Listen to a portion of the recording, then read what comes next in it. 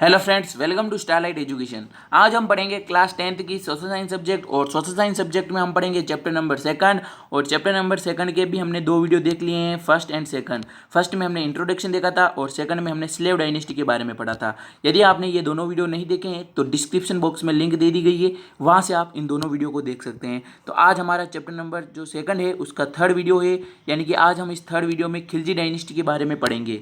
आगे बात समझ में, तो चलिए शुरू करते हैं। तो खिलजी डायनेस्टी के रूलर, तो खिलजी डायनेस्टी के रूलर हैं जलालुद्दीन खिलजी, अलाउद्दीन खिलजी, मुबारक खान, खुसरो खान। तो ये चार रूलर हैं। अलाउद्दीन खिलजी जो है वो 1290 से लगाकर 1296 तक रूल करते हैं, यानी कि 6 साल। और ये फाउंडर हैं खिलजी डायनेस्टी के। फिर आते हैं जलालुद्दीन खिलजी के बाद में आते हैं अलाउद्दीन खिलजी।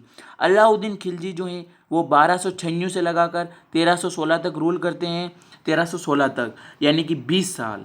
फिर अलाउद्दीन खिलजी के बाद में आते हैं मुबारक खान। मुबारक खान 1316 से लगाकर 1320 तक रूल करते हैं, यानी कि 4 साल। इनके मुबारक खान के बाद में आते हैं खुसरो खान। तो खुसरो खान जो है वो 1320 में रूल करते हैं कुछ महीने, 1 साल भी इनका पूरा नहीं होता है। और फिर नई डायनेस्टी आ जाती है, तुगलक डायनेस्टी। आगे बात समझ में, तो खुसरो खान जो है वो 1320 के कुछ महीने ही रूल करते हैं, सॉरी। तो अब हम पढ़ते हैं खिलजी डायनेस्टी कब से कब तक रूल करती है। तो खिलजी डायनेस्टी 1290 से लगाकर 1320 तक खिलजी डायनेस्टी रहती है। और 1290 से पहले थी स्लेव डायनेस्टी और 1320 के बाद में आ गई तुगलक डायनेस्टी। और खिलजी डायनेस्टी के इंपॉर्टेंट रूलर जलालुद्दीन फिरोज खिलजी, अलाउद्दीन खिलजी। सबसे ज़्यादा टिकाऊ अलाउद्दीन खिलजी। और जलालुद्दीन फिरोज खिलजी कितने साल रहे? 6 साल। तो चलिए सबसे पहले पढ़ते हैं जलालुद्दीन फिरोज खिलजी के बारे में। जलालुद्दीन फिरोज खिलजी ने 1290 से लगाकर 1296 तक रूल किया। ये है जलालुद्दीन फिरोज खिलजी। या आप इमेज देख पा रहे होंगे कि दोनों जो इमेज हैं वो जलालुद्दीन फिरोज खिलजी की है, जिन्होंने कि 6 साल रूल किया खिलजी डायनेस्टी पर। और मोस्ट इम्पॉर्टेंट, ये जो हैं वो फाउंडर है खिलजी डायनेस्टी के। ये नहीं होते तो खिलजी डायनेस्टी भी नहीं होती। तो खिलजी डायनेस्टी के फाउंडर हैं कौन? जलालुद्दीन फिरोज खिलजी।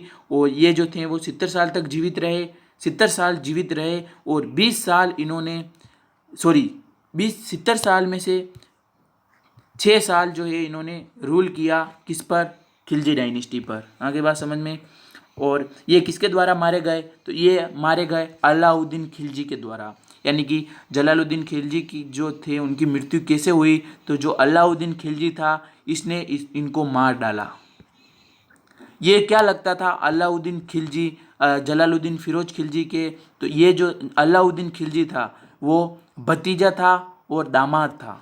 भतीजा भी था और दामाद भी था अलाउद्दीन खिलजी किसका? तो जलालुद्दीन फिरोज खिलजी का।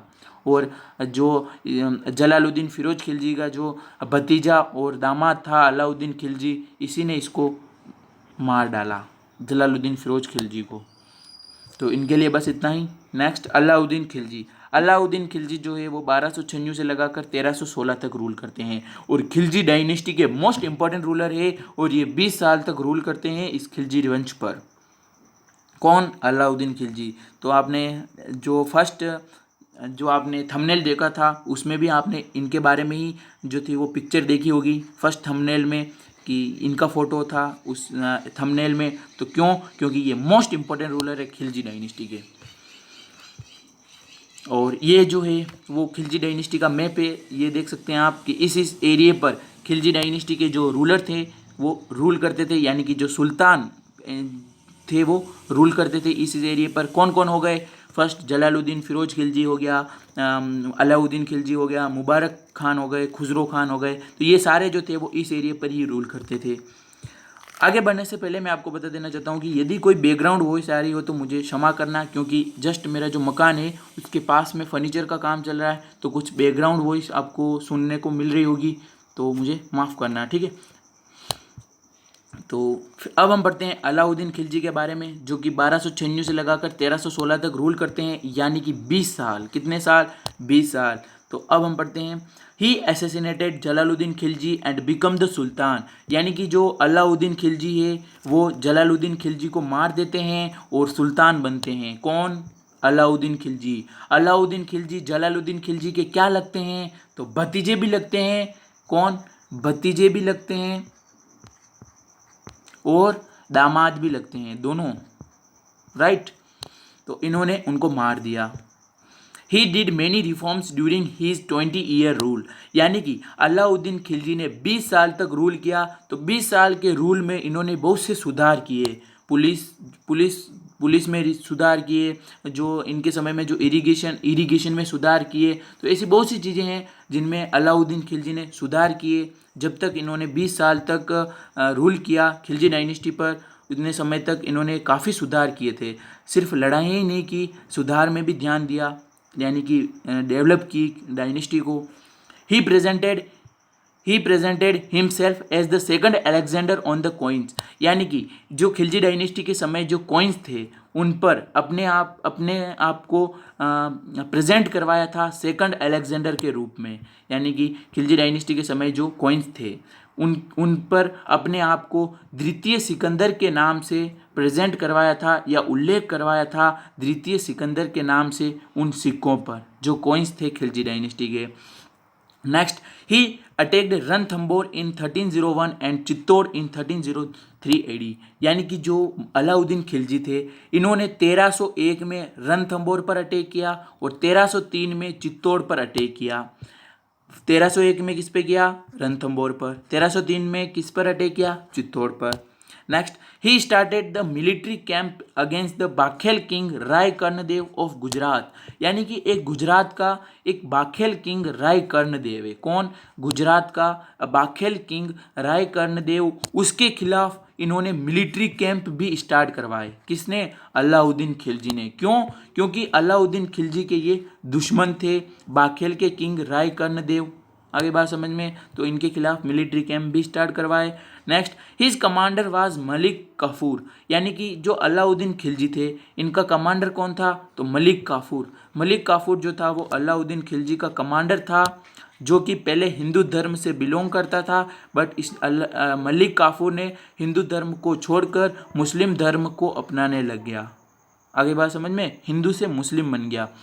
तो ये जो मलिक काफूर थे इन्होंने अलाउद्दीन की काफ़ी मदद की। जो अलाउद्दीन खिलजी जो थे वो अपने एरिया को साउथ की तरफ किसके कारण बढ़ा पाए? तो साउथ के कारण बढ़ा पाए इस मलिक काफूर की वजह से, क्योंकि इन्होंने बहुत मदद की। तो next, Malik Kafur reached to South India and attack on Devagiri. Malik Kafur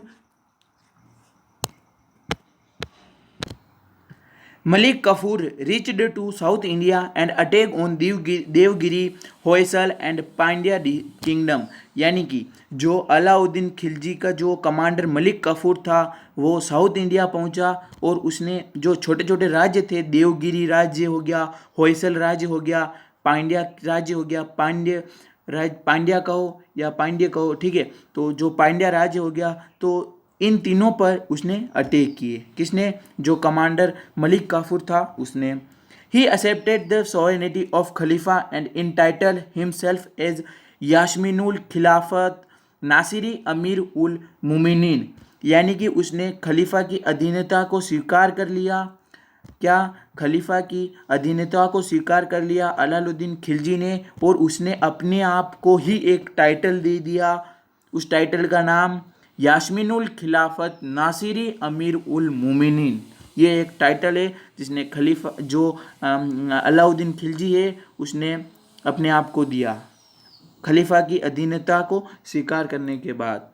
next, Amir Khusro used various titles for Alauddin Khilji like sultan of the world, herdsman of people in his book Khazainul Futuh, यानी कि जो अमीर खुसरो हैं वो अलाउद्दीन खिलजी के लिए वेरियस टाइटल यूज़ करते हैं। जैसे कि कभी जो अमीर खुसरो हैं वो अमीर खुसरो नाम के एक व्यक्ति थे जो अलाउद्दीन खिलजी के लिए कभी अलाउद्दीन खिलजी को कभी सुल्तान ऑफ द वर्ल्ड कहते थे, ठीक है। इस टाइटल से सुशोभित करते थे, यानी कि विश्व का सुल्तान। और कभी ये टाइटल यूज़ करते थे हर्ड्समैन ऑफ पीपल, यानी कि जनता का चरवाहा, ठीक है। हर्ड्समैन का मतलब चरवाहा। तो ये दो टाइटल यूज़ करते थे, Amir Khusro sultan of the world and herdsman of people.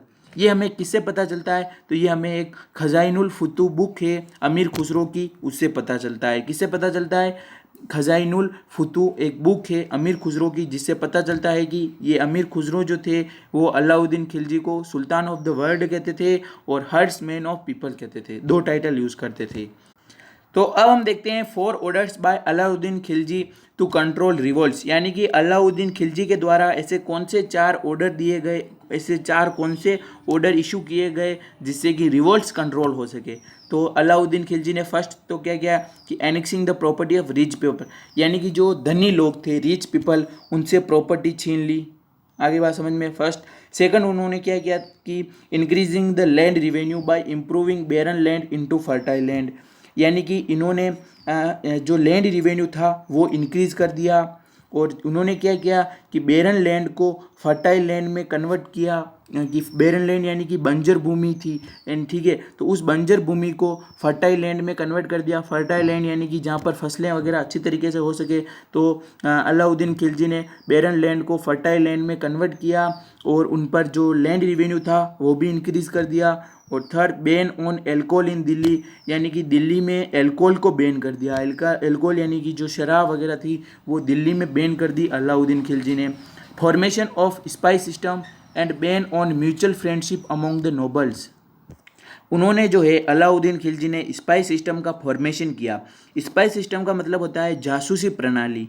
क्या होता है स्पाई सिस्टम को हिंदी में कहा जाता है जासूसी प्रणाली, यानी कि इस सिस्टम में क्या होता था कि जैसे कि जो अलाउद्दीन रूल करते थे जिस एरिया पर, जिस एरिया में अलाउद्दीन खिलजी रूल करते थे, जहाँ के सुल्तान थे, यदि वहाँ पर अलाउद्दीन खिलजी के खिलाफ उस एरिया में कोई भी षड्यंत्र रचे कि अलाउद्दीन खिलजी को मारना है या अलाउद्दीन खिलजी को यहाँ से हटाना है वगैरह, कुछ भी अगर कोई भी मीटिंग करे तो उस बात को अलाउद्दीन तक पहुँचाना ही स्पाई सिस्टम कहलाता था, यानी कि जासूसी करके उस बात को अलाउद्दीन खिलजी तक पहुँचाना, यही होता था स्पाई सिस्टम में। तो इन्होंने स्पाई सिस्टम का फॉर्मेशन किया, यानी कि जासूसी प्रणाली। यदि अलाउद्दीन खिलजी को मारने की वगैरह कोई भी जासूसी कोई भी प्लान करे तो उसको जासूसी के द्वारा अलाउद्दीन खिलजी तक वो बात पहुंचाना।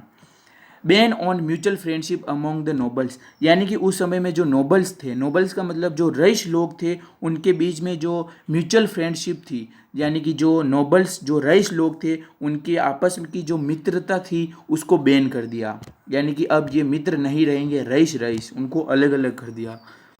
तो अब हम देखते हैं important work done by Alauddin Khilji, यानी कि अलाउद्दीन खिलजी ने क्या क्या इंपॉर्टेंट कार्य किए। तो फर्स्ट किया he did many reform in police spy system postal provincial administration, यानी कि जो अलाउद्दीन खिलजी थे इन्होंने पुलिस में सुधार किए, जो पुलिस का जो सिस्टम था उसमें सुधार किया, जो स्पाई सिस्टम था उसका फॉर्मेशन किया और उसमें सुधार किया, जो पोस्ट वाला जो सिस्टम होता था उसमें सुधार किया और जो प्रोविंशियल एडमिनिस्ट्रेशन था उसमें भी सुधार किया, ठीक है। और market control was important reform, यानी कि मार्केट को कंट्रोल करने के लिए उन्होंने काफ़ी अच्छा सुधार किया था कि मार्केट को कंट्रोल किस प्रकार से करना है क्या नहीं, सारी व्यवस्था जो थी वो अलाउद्दीन खिलजी ने की। He created many post to improve administration, यानी कि वहाँ का जो एडमिनिस्ट्रेशन था, यानी कि वहाँ का जो प्रशासन था उसको इम्प्रूव करने के लिए उन्होंने काफ़ी सारी पोस्ट भी क्रिएट की। आगे बात समझ में। एडमिनिस्ट्रेशन को इम्प्रूव करने के लिए बहुत सारी पोस्ट भी क्रिएट की। He stop black marketing and fixed the price of items, यानी कि उन्होंने ब्लैक मार्केटिंग को बंद कर दिया, यानी कि जितने भी आइटम थे खिलजी डायनेस्टी के समय उनकी बाज़ार में मार्केट में प्राइस फिक्स कर दी, यानी कि कोई भी किसी भी आइटम की जो रेट है उससे ज़्यादा ना ले सके और ब्लैक मार्केटिंग ना हो सके, इसलिए उन्होंने सारे प्रोडक्ट्स की आइटम्स की प्राइस फिक्स करवा दी, इससे कि ब्लैक मार्केटिंग भी बंद हो गई। ये आप देख सकते हैं कितना बड़ा मार्केट में रिफॉर्म किया है, सुधार किया है ब्लैक मार्केटिंग का। He was the first ruler who paid he soldier in cash, यानी कि ये एक ऐसे पहले रूलर थे, ना तो कभी मौर्य डायनेस्टी के समय हुआ है ना किसी गुप्त डायनेस्टी के समय हुआ है। ये एक ऐसे रूलर हैं जिन्होंने अपने सोल्जर्स यानी कि जितने भी सैनिक थे उनको कैश दिया है, यानी कि कैश में कैश दिया है। आगे बात समझ में।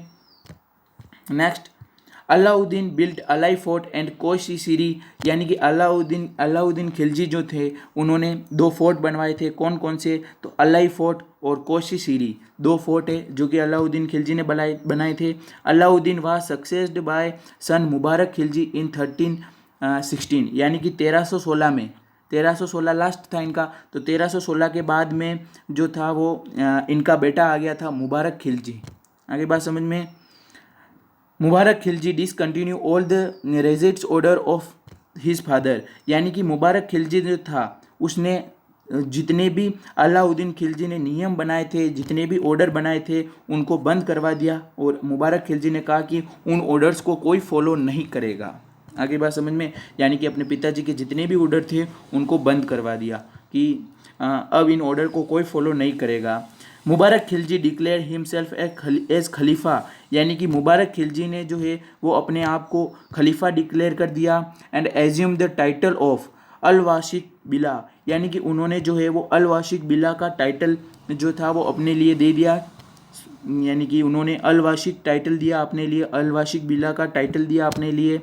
और नासिरुद्दीन खुसरो जो थे वो लास्ट रूलर थे, नासिरुद्दीन खुसरो जो थे वो इस डायनेस्टी के लास्ट रूलर थे। ये मैंने तो अब हम कुछ इंपॉर्टेंट टर्म्स देखते हैं, जैसे कि दीवाने रियासत। दीवाने रियासत एक पोस्ट होती थी जिसका काम था मार्केट को कंट्रोल करना, यानी कि वो मार्केट कंट्रोलर था। फिर आता है शाहना या दंडाधिकारी जो कि मार्केट का इंस्पेक्टर था। फिर आता है मुहतसिब, क्या होता है? मुहतसिब जो कि protector of common man and inspector of weight and measure, यानी कि ये जो था वो जो साधारण जो लोग होते थे, साधारण जो मेन होते थे उनका प्रोटेक्टर था, यानी कि रक्षक था, और नाप तोल में यदि कोई गड़बड़ी तो नहीं कर रहा उसका ध्यान रखता था। और फिर आते हैं अपने बरीद मुबालिक। बरीद मुबालिक जो थे वो इंटेलिजेंस ऑफिसर होता था। आगे बात समझ में। अभी जिस प्रकार से इंटेलिजेंस ऑफिसर होते हैं उसी प्रकार से पहले इनको बरीद मुबालिक कहा जाता था, बरीद मुबालिक। सराय अदल, सराय अदल क्या होता है? ये एक मार्केट था जहाँ पर लोकल और फॉरेन गुड्स मिलते थे। आगे बात समझ में। लोकल एंड फॉरेन गुड्स कहाँ पर मिलते थे? तो ये एक मार्केट था सराय अदल। दीवाने एरीज, तो दीवाने एरीज ये एक मिलिट्री डिपार्टमेंट था, ठीक है। तो यदि आप इस चैप्टर के नोट्स डाउनलोड करना चाहते हैं और आपको नोट्स डाउनलोड नहीं करना आता है तो इस वीडियो की डिस्क्रिप्शन बॉक्स में लिंक दे दी गई है, यानी कि इस वीडियो में बताया गया है कि how to download notes science chapter and SST chapter. तो उस वीडियो को देखकर आप टेलीग्राम चैनल से नोट्स डाउनलोड कर सकते हैं, वो भी PDF फॉर्मेट में, ठीक है। तो आज के लिए बस इतना ही। Thanks for watching.